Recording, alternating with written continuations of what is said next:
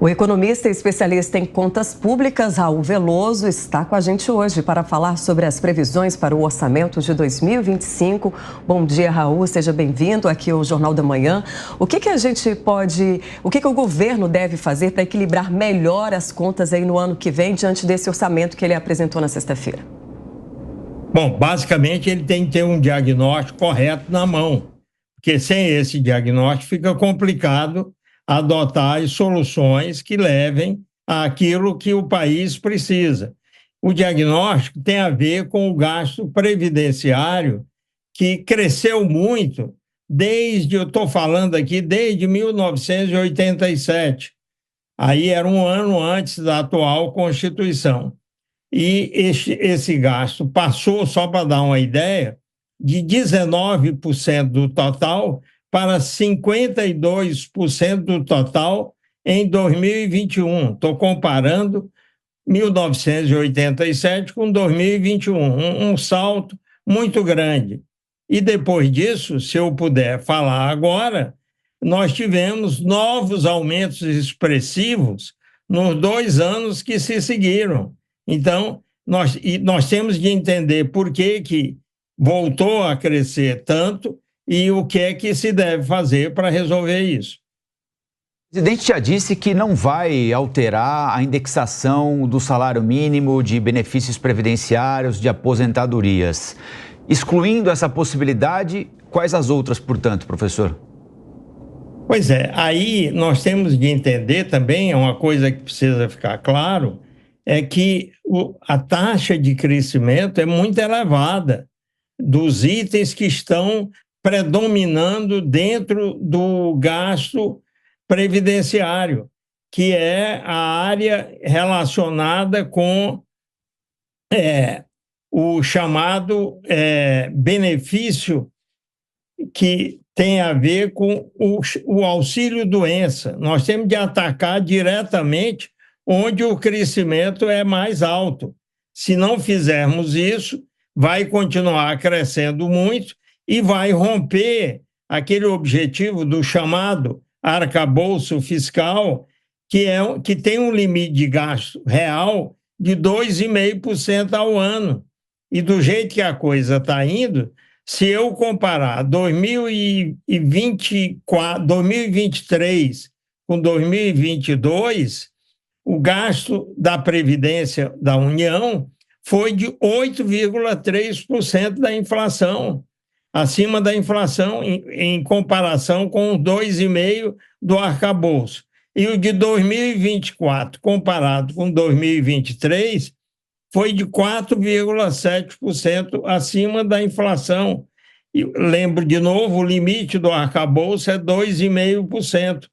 Se não for feito nada, eu acho que é mais importante a gente chamar a atenção do que ocorre se não se buscar uma solução para isso, esse crescimento muito elevado do gasto previdenciário.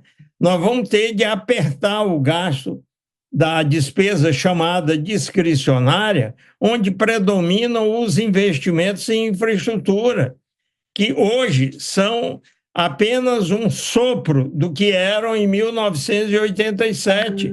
E aí nós vamos ter um problema muito complicado em termos de reduzir a taxa de crescimento do PIB. Ou seja, nós vamos ter de adotar medidas, o governo já andou aí discutindo medidas para reduzir esse gasto, esse crescimento do gasto previdenciário, e onde predomina os problemas do chamado auxílio-doença. Temos de atacar aí com muita atenção, porque é aí que está crescendo demais. E além disso, onde é que a gente deve investir? O senhor falou aí em infraestrutura, né? Para onde devem ir esses investimentos mais direcionados para que a gente consiga usá-los da forma adequada, ter crescimento e fazer os cortes necessários?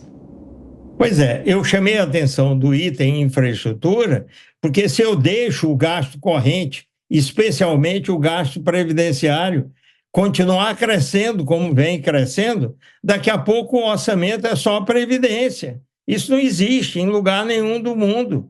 Nós temos de olhar onde está crescendo muito dentro do item previdência e tentar, assim, abrir espaço no orçamento para que sobre dinheiro para o país investir. A União precisa investir em infraestrutura, porque se ela não fizer o investimento em infraestrutura, que é típico dela fazer, que o setor privado não fará, nós teremos uma falta de infraestrutura que vai impedir que a economia cresça. É isso, é uma troca entre previdência exagerada e infraestrutura amíngua. E nós não podemos continuar assim, senão o país não cresce, os empregos não crescem. Precisamos olhar com atenção, não ter medo de adotar medidas que devem ser adotadas, e há uma lista de medidas que tem circulado por aí, em que atua na área do gasto previdenciário, que precisam ser adotadas para sobrar espaço para investir em infraestrutura. É tão simples quanto isso. Professora Ana Beatriz Rich tem uma pergunta para o senhor também. Ana. Professor, bom dia. O senhor está falando bastante sobre a questão da Previdência e eu penso muito na eficiência desses gastos e na legalidade, porque existem aí notícias corriqueiras sobre fraudes na Previdência. Gostaria que o senhor falasse para a gente se existe algum endurecimento no combate a essas fraudes, porque elas no macro representam um grande gasto também. No caso da Previdência, você chamou a atenção para o item onde nós devemos olhar com muita atenção, que é o caso do auxílio-doença, e dentro do auxílio-doença é onde predomina um volume muito grande de fraudes. Nós temos de atacar as fraudes, corrigir as fraudes. Esse é um assunto, obviamente, cheio de detalhes, que não cabe aqui tentar explicar, mas fraude é fraude, é coisa indevida que está sendo feita na concessão desse benefício. Tem de atacar as fraudes, fazer com que essa despesa diminua e depois o dinheiro seja redirecionado, atendida a meta do arcabouço fiscal, que significa destinar algo para o controle da dívida pública. Atendida essa parte, fica a parte de atender ao investimento em infraestrutura, que é um item que o setor privado não vai atender, se o governo não atender, e o país não vai crescer exatamente onde a infraestrutura precisa se expandir. É tão simples quanto isso. Você chamou atenção para o principal item dos gastos obrigatórios, que é a Previdência. Agora, eu queria trazer a conversa para a dinâmica dos gastos discricionários, porque a gente tem observado, ao longo dos últimos anos, um aumento cada vez mais expressivo da porcentagem desses gastos discricionários destinados a emendas parlamentares. Na sua visão, o que precisamos fazer nesse aspecto? Porque do pouco que sobra de gasto discricionário hoje, boa parte está indo não para a execução de políticas públicas com planejamento e avaliação de resultado, mas para emendas parlamentares com o uso e um critério de destinação puramente político. Mas nós não podemos esquecer que nós temos uma democracia funcionando no nosso país, que envolve a atuação dos vários poderes. E nós não podemos deixar os poderes da República como meros fantoches no processo orçamentário.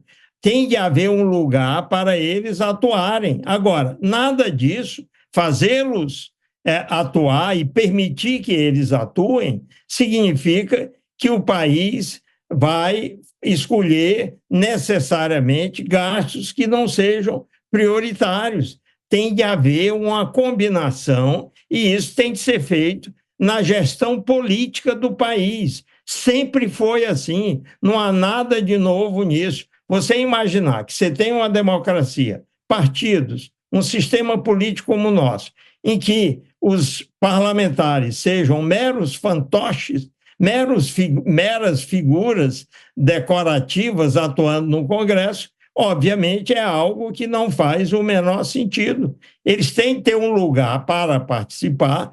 O governo é que está no papel de propor uma forma de organizar a atuação do Congresso, especialmente em temas tão relevantes como esse, para identificar onde que é papel do Executivo, onde que é papel do Legislativo. Propor, aprovar e, afinal de contas, existe um apoio político, normalmente é fácil de identificar em qualquer governo que está aí, que é eleito, e colocar isso em prática. Nós não podemos simplesmente chorar achando que os parlamentares não são aqueles que se comportam da forma que parece mais adequada. O sistema político está aí estruturado e organizado para funcionar bem. Temos de fazê-lo funcionar bem e ponto final.